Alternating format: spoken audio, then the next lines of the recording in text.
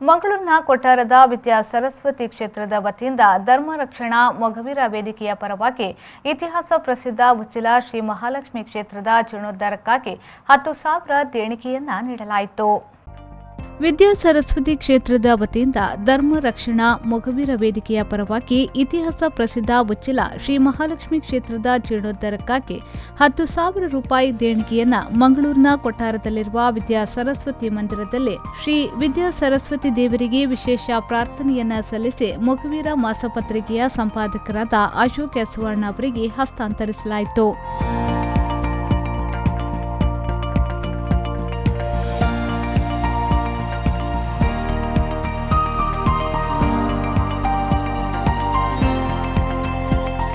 ಈ ಸಂದರ್ಭ ವಿದ್ಯಾ ಸರಸ್ವತಿ ಕ್ಷೇತ್ರದ ಆನುವಂಶಿಕ ಆಡಳಿತ ಮುಕ್ತೇಸರಾದ ನವೀನ್ ಚಂದ್ರ ಶಿಯಾನ್ ಅವರು ಮಾತನಾಡಿ, ಉಚ್ಚಿಲ ಶ್ರೀ ಮಹಾಲಕ್ಷ್ಮಿ ಕ್ಷೇತ್ರದ ಬಗ್ಗೆ ನನಗೆ ಅಪಾರ ಭಕ್ತಿ ಇದೆ.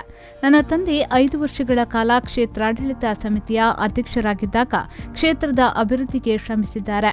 ಇಂದು ಕ್ಷೇತ್ರವು ನಮ್ಮ ಸಮುದಾಯದ ಮುಖಂಡರಾದ ನಾಡೋಜ ಡಾಕ್ಟರ್ ಜಿ ಶಂಕರ್ ಅವರ ಮುಂದಾಳತ್ವದಲ್ಲಿ ಜೀರ್ಣೋದ್ಧಾರಗೊಳ್ಳುತ್ತಿರುವುದು ಸಂತೋಷದ ವಿಚಾರ ಎಂದು ಹೇಳಿದರು. ಉಚ್ಚಿಲ ಶ್ರೀ ಮಾರಿಯಮ್ಮ ದೇವಸ್ಥಾನದಲ್ಲಿ ನನ್ನ ತಂದೆ 5 ವರ್ಷ ಕ್ಷೇತ್ರಾಡಳಿತ ಸಮಿತಿಯ ಅಧ್ಯಕ್ಷರಾಗಿದ್ದರು. ಆ ಸಂದರ್ಭದಲ್ಲಿ ಅವರು ಅದರ ಪಕ್ಕದಲ್ಲಿಯೇ ಒಂದು ತುಳಸಿ ಕಟ್ಟೆಯನ್ನು ಕೂಡ ಶಿಲಾಮಯ ರೂಪದಲ್ಲಿ ಅವರು ಮಾಡಿದ್ದಾರೆ. ಆಗ ಕೂಳೂರಿನಲ್ಲಿದ್ದೆವು ನಾವು. ಅಲ್ಲಿಂದ ನಾವು ಅವರಲ್ಲಿ ಒಂದು 2 ವೀಲರ್ ವೆಹಿಕಲ್ ಇದ್ದರೂ ಅದರಲ್ಲಿ ಹೋಗ್ತಿರಲಿಲ್ಲ ಅವರು. ಆಗ ಮಾರ್ಗ ಎಲ್ಲ ಬರೀ ಸಪೂರ, ಬಸ್ಸಿದ್ದು ಕೂಡ ಭಾಳ ಅನಾನುಕೂಲ ಇತ್ತು.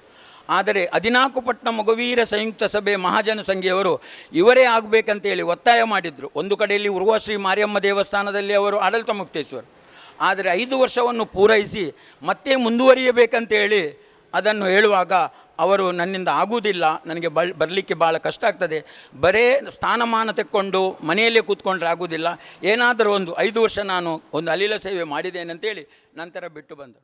ಮೊಗವೀರ ಮಾಸಪತ್ರಿಕೆಯ ಸಂಪಾದಕರಾದ ಅಶೋಕ್ ಸುವರ್ಣ ಅವರು ಮಾತನಾಡಿ, ಈ ದಿನ ಪವಿತ್ರ ದಿನ. ಯಾಕೆಂದರೆ ಒಂದು ಪವಿತ್ರ ಕ್ಷೇತ್ರದಂದು ಇನ್ನೊಂದು ಪವಿತ್ರ ಕ್ಷೇತ್ರಕ್ಕೆ ಜೀರ್ಣೋದ್ಧಾರದ ಕಾರಣಕ್ಕೆ ಕಾಣಿಕೆಯನ್ನ ನೀಡುತ್ತಿರುವ ದಿನ. ಇತಿಹಾಸದಲ್ಲಿ ಇಂತಹ ಘಟನೆಗಳು ನಡೆಯುವುದು ಕಡಿಮೆ.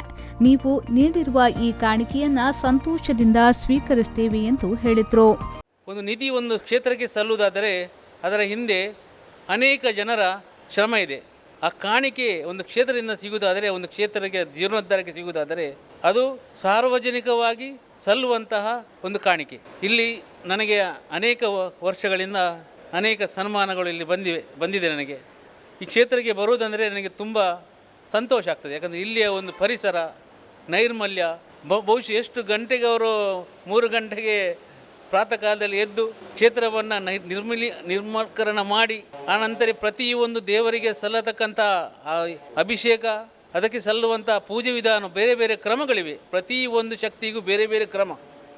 ಆ ಕ್ರಮಗಳನ್ನು ಅವರು ವಿಧಿವತ್ತವಾಗಿ ಅನಂತನಾರಾಯಣ ಅಸನ್ನರ ಆಶೀರ್ವಾದದಿಂದ ಅವರ ಮಾರ್ಗದರ್ಶನದಲ್ಲಿ ನಮ್ಮ ಮುಕ್ತೇಸರರು ಇಲ್ಲಿ ನೆರವೇರಿಸ್ತಾ ಬಂದಿದ್ದಾರೆ. ಇದೇ ವೇಳೆ ಧರ್ಮ ರಕ್ಷಣಾ ಮೊಗವೀರ ವೇದಿಕೆಯ ಗೌರವಾಧ್ಯಕ್ಷರಾಗಿ ಭರತ್ ಸಾಲಿಯಾನ್ ರವರನ್ನ ನೇಮಕ ಮಾಡಲಾಯಿತು. ಈ ಸಂದರ್ಭ ಧರ್ಮ ರಕ್ಷಣಾ ಮೊಗವೀರ ವೇದಿಕೆಯ ಅಧ್ಯಕ್ಷರಾದ ನಿಶಿತ್ ಶಿಯಾನ್ ಉಪಸ್ಥಿತರಿದ್ದರು. ಪವನ್ ಕಾಚಮಡ್ಕ, ವಿ4 ನ್ಯೂಸ್, ಮಂಗಳೂರು.